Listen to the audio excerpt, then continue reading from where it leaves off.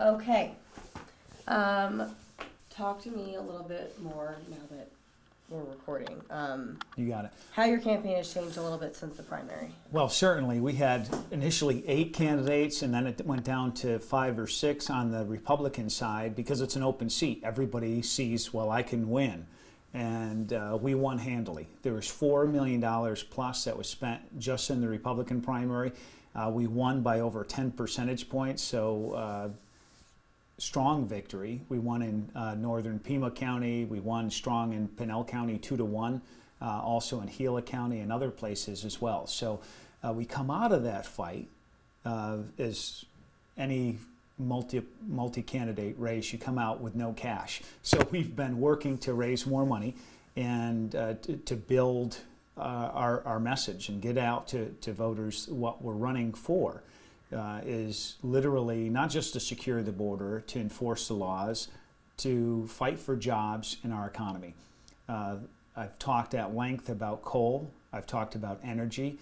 The coal that is mined in Arizona is used to generate electricity for Tucson Electric and the other utilities in our state. And if we eliminate coal, as my opponent wants to do, our electric rates will go up 30 to 50% immediately, at a time we can least afford it. So I want to fight for coal as an energy source and also for those jobs. We have 4 coal-fired generating stations in Arizona. They're all in this congressional district up north. So if we eliminate coal as an energy source, we eliminate 3,000 to 5,000 jobs, good paying jobs, and we can't afford that to happen. So I, as a representative, will fight for not only these jobs, fight for our economy. I want to reduce taxation on individuals and corporations. And so it's not about fighting for big business. It's the understanding in a free market, the way to create jobs and opportunity is less regulation, less costs for small businesses. And they're the backbone of our economy. So I understand that, and I will fight for them. And that's probably what I hear most out there, and as well as the fact that I'm a military veteran. We have 40,000 plus military veterans that are in this district. They know that I will fight for them and their families for the promised benefits of health care and others that, quite frankly, we as a nation have failed. We have not provided that level of service. So what would I do? I literally want to allow every veteran to have a gold card, a premium card, that they don't have to wait a month, they don't have to wait 3 months, or if the care's not eligible in a local area or if it's outside of a zone. No, I want them immediately. If you're a military veteran, you should be able to get help, mental health or medical care immediately from the doctor of your choice. And I want the VA to center on catastrophic injuries and traumatic brain injuries, what they do well. And then all these other areas where they've fallen down, and literally our own veterans have paid that price, and they've sacrificed immediate care to our veterans. That's got to stop. And so as a veteran, I will fight on that issue. I know you had a debate last week. Yes. It was last week, right? Last Thursday? Mm-hmm. How do you think that went? We've had now 4 opportunities to debate, and I was shocked my opponent didn't show up to the first debate in the city of Maricopa, sponsored by the media and the Chamber of Commerce. Then the Chamber of Commerce in Marana wanted to hold a debate, and he declined. He refused to debate there in Pima County. And then in his own town of Sedona, they've asked him to debate, and he says no, he can't debate. So we've had 1 debate, and that was back and forth. We try to keep that on the issues and records of myself as a sheriff talking about actually accomplishing quicker emergency response time, protecting families, actually living within a reduced budget, 8% budget cut.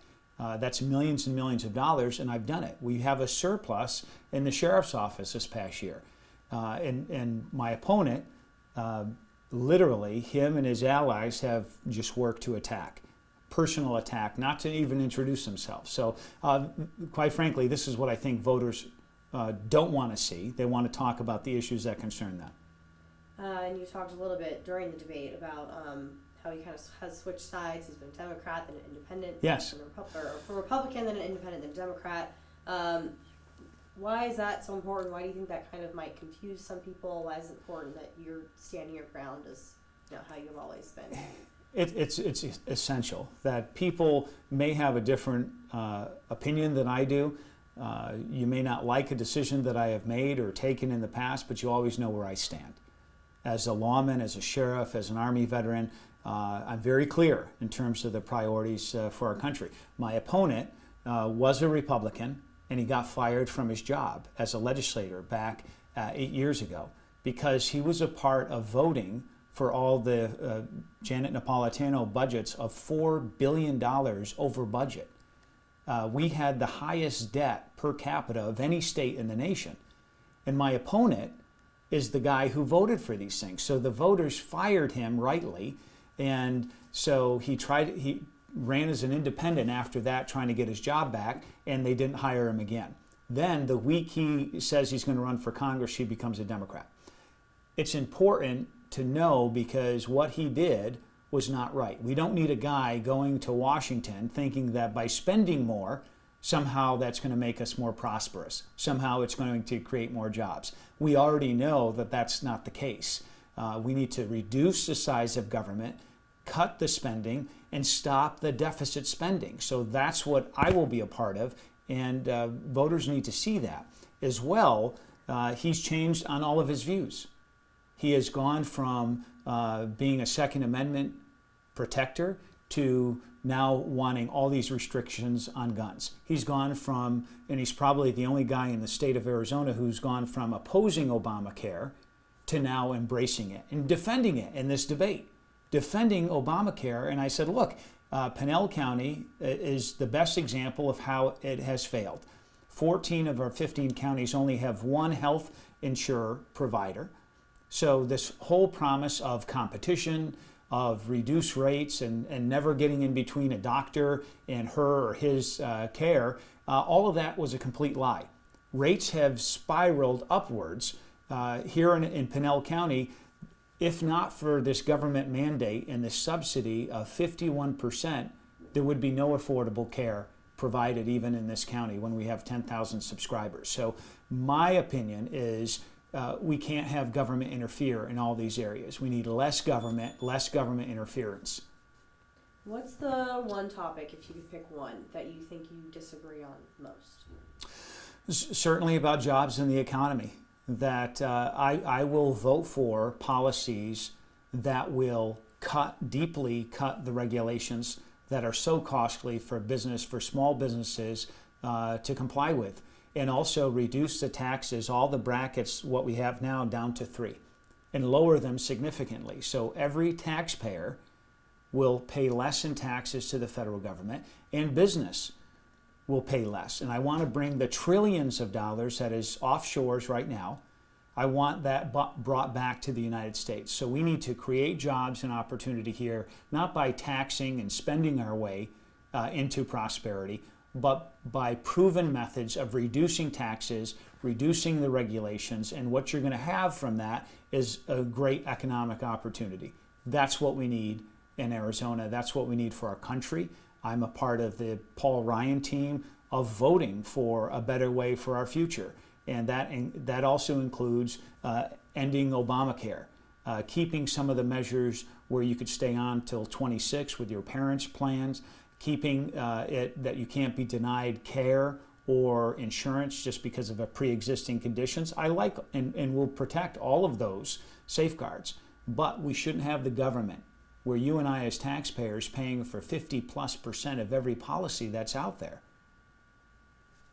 And both of you have experience in law enforcement. Yes. What do you think needs to be done, or what can we do at a local level to kind of bridge the gap between law enforcement and people in the community? You know, all this hostility that's been going on the past year or two, a couple of years. What can be done locally to fix that? We need to make it clear that we support our heroes in law enforcement.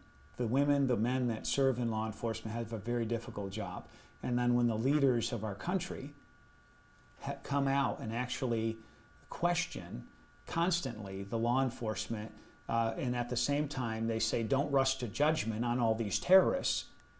It's like, what world are we living in? And so we have to ensure that the message goes out that we support our police, our sheriff's office, and that we do ask for calm and in every situation. Gone is the day that you are brought up respecting law enforcement.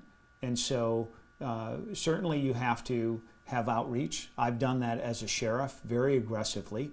In my county, I can proudly say 28% of my uniformed staff are Hispanic Latino. That's higher than the demographic in my county. Same with Black African American, because this is a constant complaint nationally that those in uniform do not reflect the community they serve.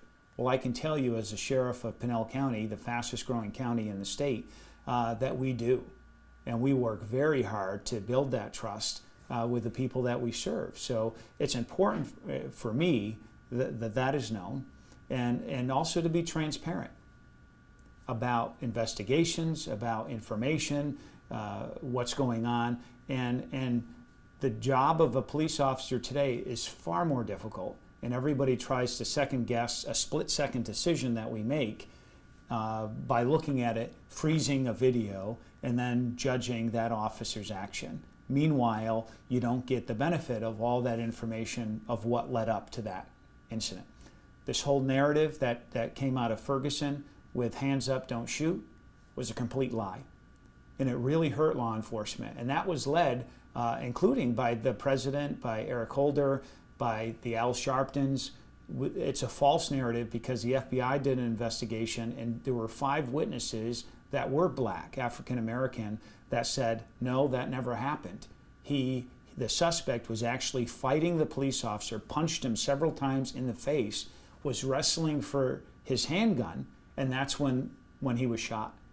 There was never hands up, don't shoot. And so now this false narrative gets into the media and this belief, and then you get the Black Lives Matters and everybody with this false sense that cops are out there and we only see through racial lenses. And that's not true. The men and women in law enforcement, we risk our lives, our safety every day to protect families, oftentimes people we don't even know. That's the goodness of our men and women in law enforcement. So I will be a leader standing up for them, encouraging calm when there's an incident, and wait for all the facts. Just the same way you'd expect that from me as a cop if I'm investigating you. Wait for all the facts, talk to everybody, get all the information. Don't make a judgment just because somebody called the cops on you and I come there and I arrest you because somebody wants you arrested. That's not how we work. So why on earth would we ever operate differently, even for our own law enforcement? Okay, this is my last question. Yeah. Just sum up quickly. I know we've talked about it before in our last interview. 3 main things that you're passionate about changing in this district and working on. Jobs in the economy. I want to grow jobs, grow our economy, and the way to do that is to cut taxes, cut regulation. I want the taxes to be shrunk into 3 smaller categories with a smaller tax rate for individuals, and then also for business. I want money that's offshores brought back to the United States so we can grow manufacturing and jobs again here in the United States. I want to rebuild our military to strengthen it. Right now we're below pre-World War II levels in an environment that's not safe.